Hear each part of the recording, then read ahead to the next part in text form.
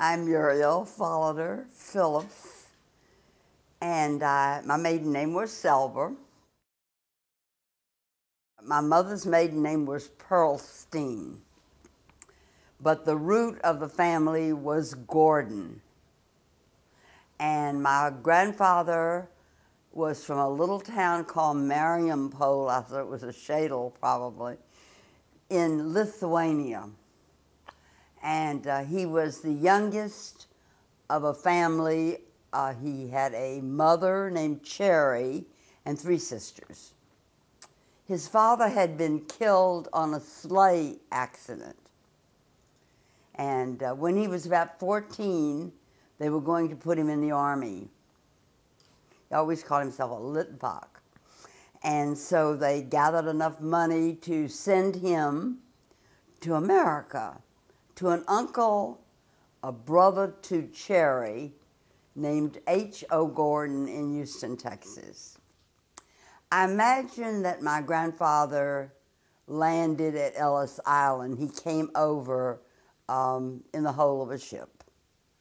And I'm not sure how he got from New York to Houston, but he was 14 years old. Now, what was his name?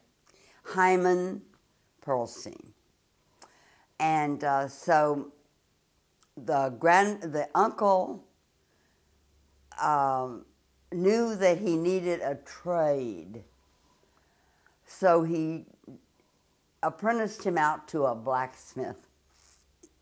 So my grandfather at 14 learned blacksmithing, and it served him well.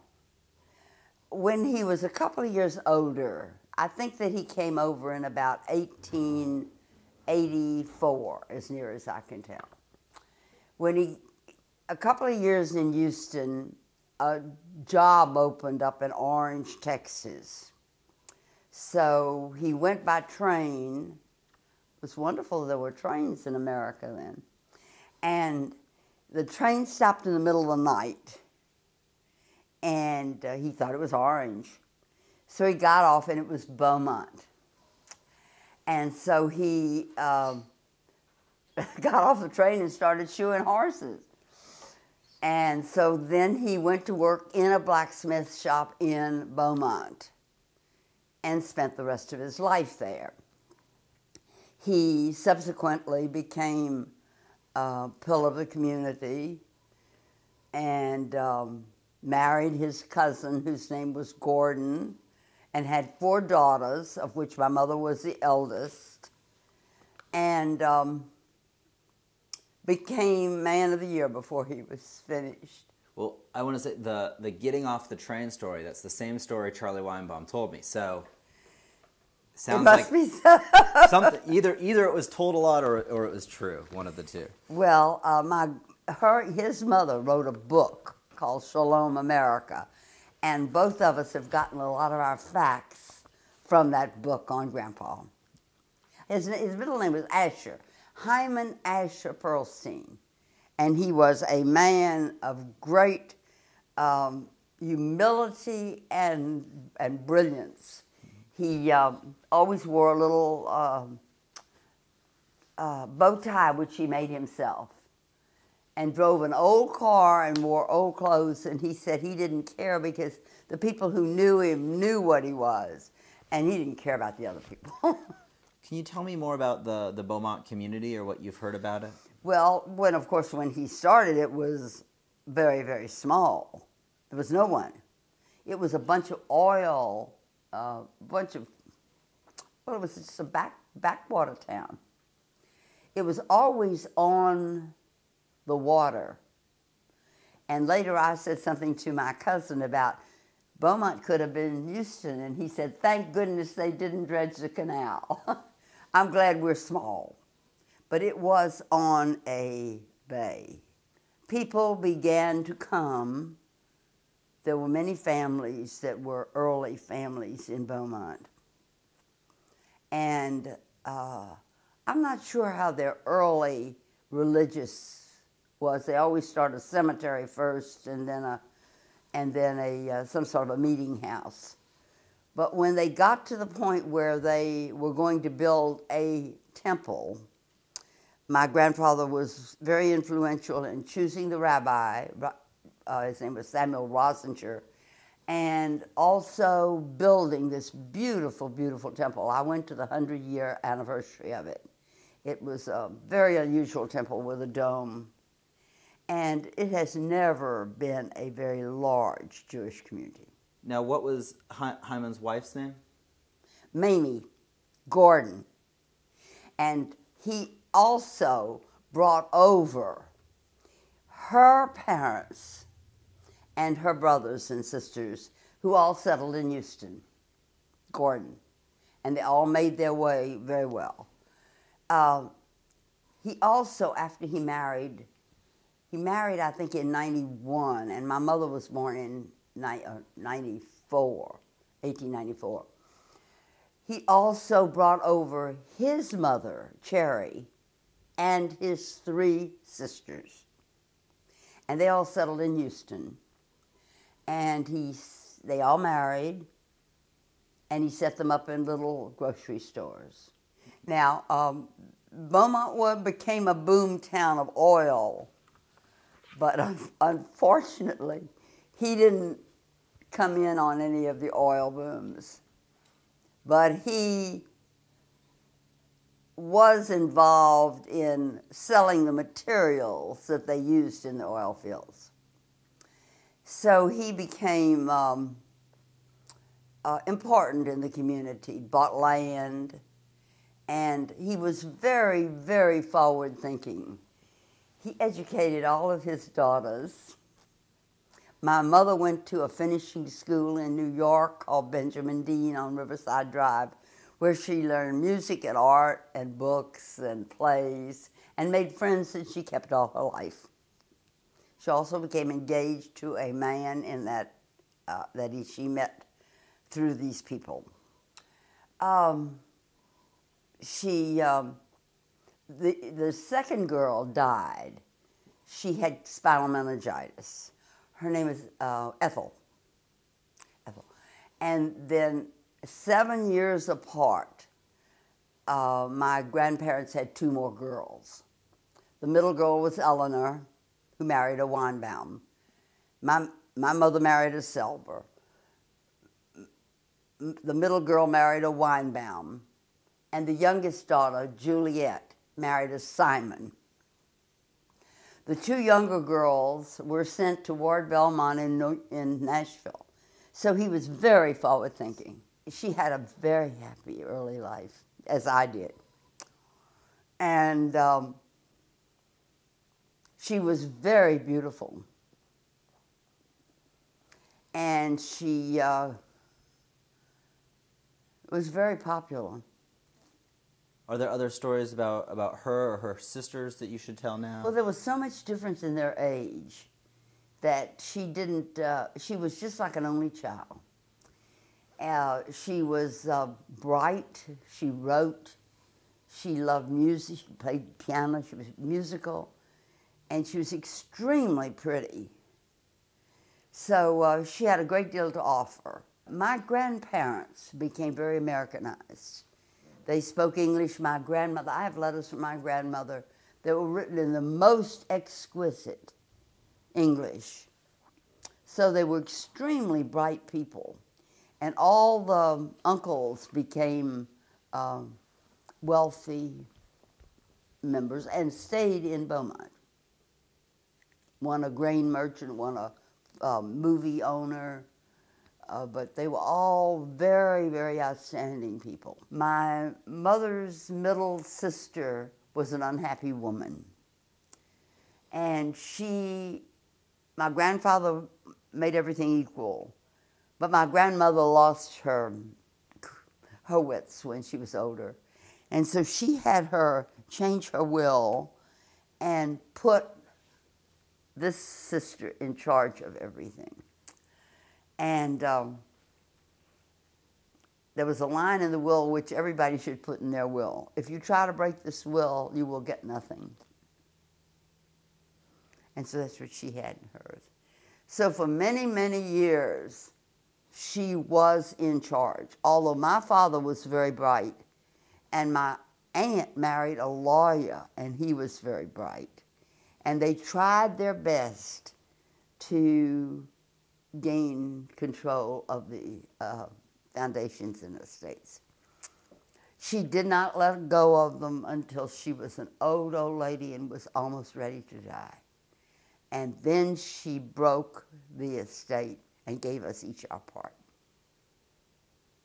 Actually, she did us a favor, because had she done it sooner, we would have probably sold it or done something with it. As it was intact. So we didn't realize that what she had done was correct, but she did. What was the advantage of having it intact? Pardon? Well, what did you do with it once it was intact? What was the advantage? We separated it out, and each one of us took our investments and reinvested. By then, we had each married and had children. We were already the first, second, third generation. So we were the second generation. Let me start with my grandfather. His name was Charles Selber. And he was from a little town near Vilna named Matsalitsa. He had been married, and his wife died in childbirth, and there was a boy. And so that boy was left with the grandparents to rear. And he married again. My grandmother's name was Mary Rosenthal. And they had 2 little boys. My father was the eldest. And my grandfather was a tailor. He had a trade. And so in about 1884 or 5, he saw he couldn't make it in Matsapan. It was the name of the town. So he left his wife and 2 children and came to America, steerage to New York through Ellis Island. He settled in New York and worked there a couple of years as a tailor. And then a friend of his in New Orleans, people had, emigrated and gone all over, and he told him he could do better if he left New York.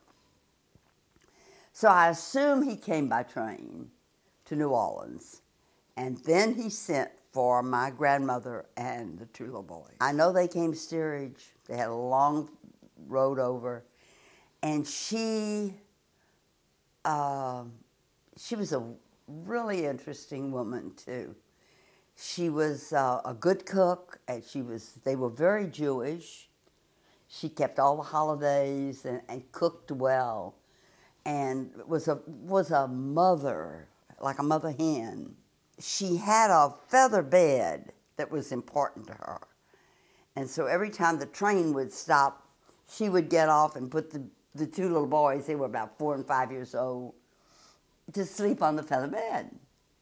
So they were in some small little town on their way down to New Orleans, and the train, she put the boys on the train, and it took off. And she was left in the station with a feather bed. And so she went to the train master, and I don't think she spoke much English at the time, asked him to stop the train. And she went down the railroad track with a feather bed until she caught the train and got back on with her boys. She was very, very warm. And I can remember that she went to school when I went to school. So they were very interested in Americanizing themselves.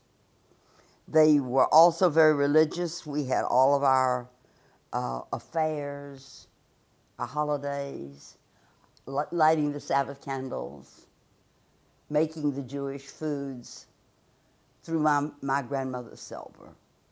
My grandmother Perlstein knew all those things and liked them, but she wasn't a very good cook. She had a maid who wasn't very good either. Let's see. Give us the name of Charles Selber's sons. let me start with my father, whose name was Louis. And he had this little brother named Michael. And when they got to New Orleans, they decided they could do better in Baton Rouge. And so they went up the river, the Mississippi River, and Michael went down in quicksand. He was lost in quicksand. So it was only my grandfather, Charles, his wife, Mary, and my father, Louis, who went on further upstream to Shreveport. And then they didn't want to be where there was bad water or anything. I think at first he made overalls and things like that for the farm folks. And then he started selling them from a wagon. And that was the way he began. Now, they did have more children. In fact, they had a large family. My father's first brother, who was born after that, was Aaron, and then a girl, Esther, and then a boy, Mandel, and then a girl, Mamie. And then they brought over the boy from Europe, whose name was Isidore. So they ended up with 4 brothers and 2 sisters. And they started out in a very small little hole-in-the-wall store. And it grew, got a larger one. And my father was sort of the head of the family. He was a benevolent dictator. He took care of everybody. He took care of all the wives, all the children, but he did it very kindly. And so he became the head of the family, and everything that was given in the family was equal. When the other boys came into the family, Aaron went to the First World War, then he came back. They all married, and everyone was equal in the business. The business grew and grew until it became a very well-known store in Shreveport called Selber Brothers. It began to have not only men's clothes, but women's and children's. And then they began to have Neighborhood and Monroe and Kilgore and Shreve City and other stores. And it prospered, and we prospered. My father wrote a book. It's called The Selber Story.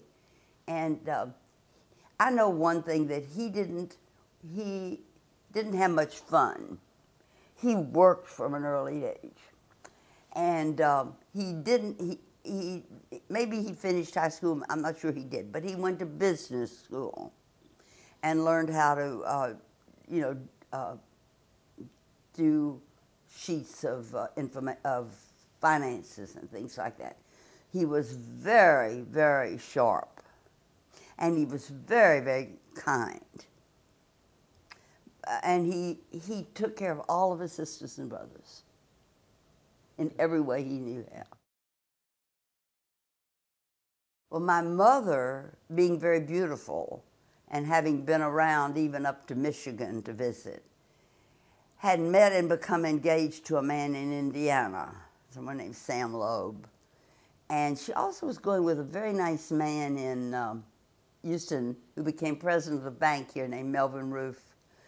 And so my grandfather Grandma Perlstein became involved in civic affairs like B'nai B'rith and different things.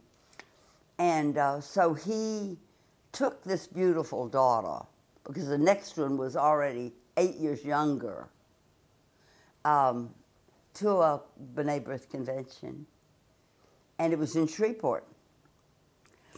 And my father met her and fell in love with her. And so he began to court her. And he would come to Beaumont. He didn't have much. He didn't have much money. He didn't have much future. My grandfather in Beaumont was already doing very well. He had a car agency and he was tractors and all kinds of things. So took a lot of chutzpah for my father to want this woman, but he did. One day they were sitting on a porch they both had beautiful homes by then. My grandfather's home on the Selber side was right downtown and was big, straight and square. I had pictures of it with all the family on it, and they were doing better. And my mother's home had a cupola. And when he was sitting on the porch, he leaned over and kissed my mother. And my mother said, "Oh, Louis, you're going to have to marry me now. You've ruined my reputation." But he did ask my grandfather for her hand, and they did marry. And my mother loved my father very, very much, and my father loved my mother very much. And she gave up all this that she had, and they settled together in a room in a boarding house in Shreveport, Miss Wells' boarding house. And they were happy. They married in 1916. It was just before the war, and my father did not have to go to war because he was married. After 6 years, I was born. And then my grandfather helped them some. I remember he gave them a car. After a while, they built a home, because I grew up in a small stucco house. And I had a very happy childhood. There was an old joke about every time my mother would kiss my father, and then they would both kiss me, and then we would all kiss together.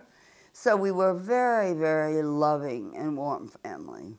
I don't remember them ever pressuring me to do anything, but I remember that I always wanted to do the best. So I went to a grammar school near my home and a high school where I took a bus back and forth. And then I went off to the University of Texas and then to Newcomb. I graduated from Newcomb. I do remember that I went all the way from Shreveport to Wisconsin to camp. I went with someone from Jackson, B. Lehman, and others. And I sometimes still dream about my camp days. They were very happy. That was very unusual, to get a train and go to Jackson and then Memphis and then Chicago, and then get on a little train that would take us way up in Wisconsin singing, and then into a truck out to the campgrounds. And we were there 8 weeks. And my folks cried when I got on the train. I never looked back.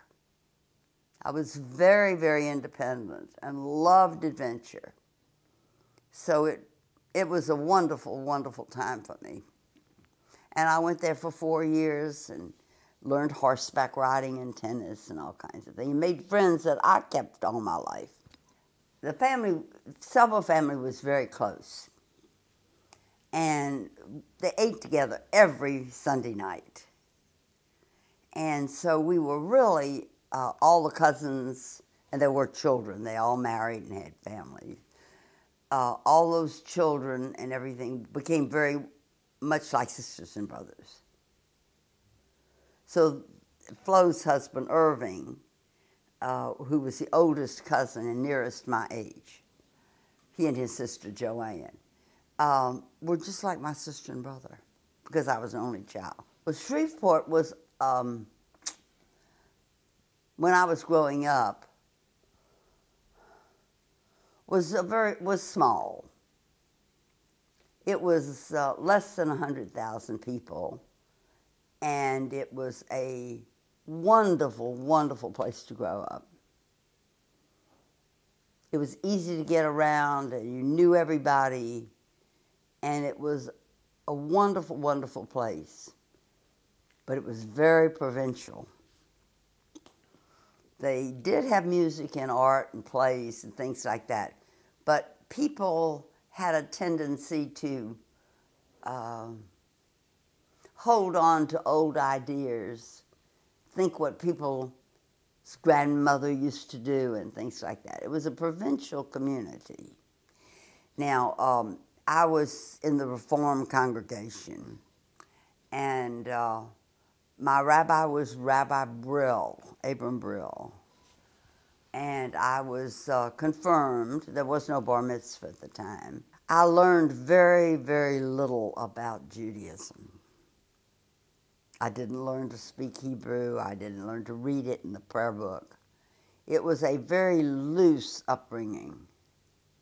We knew we were Jewish, and I didn't have any real incidents of anti-Semitism in my town.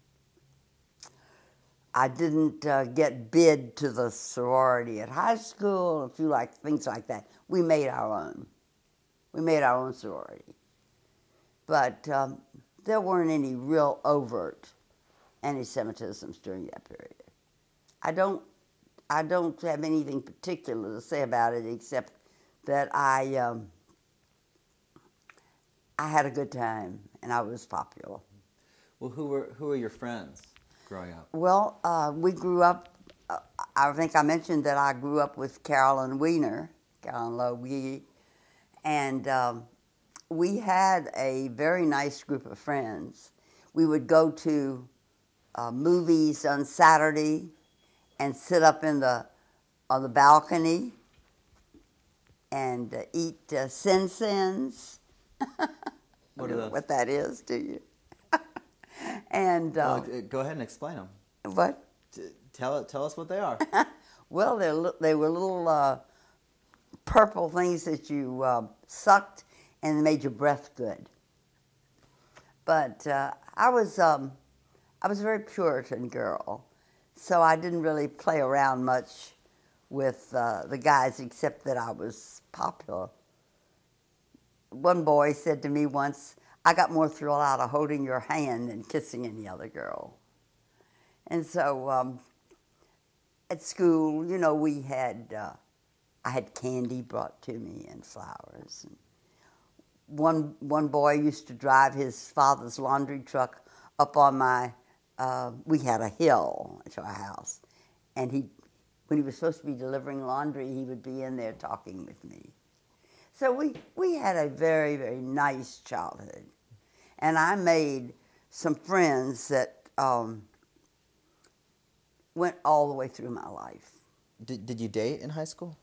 Did I? Date in high school? Yes, of course I did. But I dated some Christian boys, but mostly I dated Jewish guys.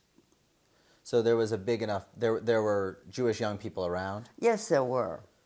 And we didn't mix too much with the Orthodox temple. But I had some friends that were in that other temple too.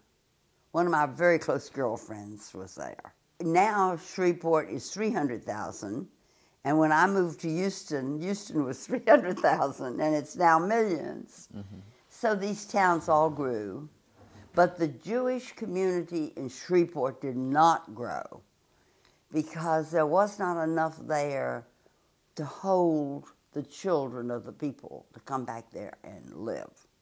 So many of the people who had lived there as we grew up, their children did not come back. Well, the store was the center of our life.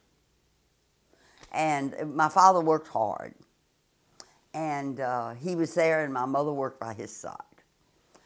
Although she did a lot of other things. She was very musical, and she did a lot of writing of poetry, and she did a lot of things that were not in the store, and of which my father was very proud and encouraged her. But I can remember when I was a little girl coming to the store and sleeping on a chair while they worked. And when the Depression came, It was very difficult. And I can remember my father and mother in a much smaller store than the ones we ended up with, repricing all the merchandise together. And at first, I mean, it was just a hole in the wall. And then it grew a little bit larger and a little bit larger. And then they began to get ready-made clothes. And they got very good lines like Kiki Friedman and some of the better lines. So they became a prime store in the community. And as the brothers grew up, each took a department. And so that when they were ready to move on, everyone had a place. First generations do fine together. But trouble comes in second generations in almost all families. It happened in my mother's family. It happened in my father's family. It happened in part of the family that I married into, the Folloder family. Sometimes it's over money, but most of the time it's over power. And so as long as my father and his brothers lived, the store grew and prospered. But when they died, the next generation had problems. And so the next generation, there was one of it, whose name I really rather not say, who wanted to be in charge. And my father always said that if you have a bunch of sticks and you stick them together, you can't break them. If you separate them, you can break them. And that's what he did. He took everyone, and they didn't think it was going to happen to them. So he got this one out, and he got this one out, and he got this one out. If any two had ever stuck together, it wouldn't have happened. So eventually the stores, I sold out first. I was married and lived here. My father was so smart. He had written me a sheet telling me exactly what to do, exactly how to go about it and everything. And so that when I went with my lawyer and my husband, they offered me something for I took it, walked away. But each of the other brothers had girls and boys, and their sons did not take care of their sisters. So each one of them had trouble. Eventually, the entire Selber store was sold to Dillard's and then on to other stores. But there is no more Soul Brothers after over 50 years. Some of the family still lives in Shreveport.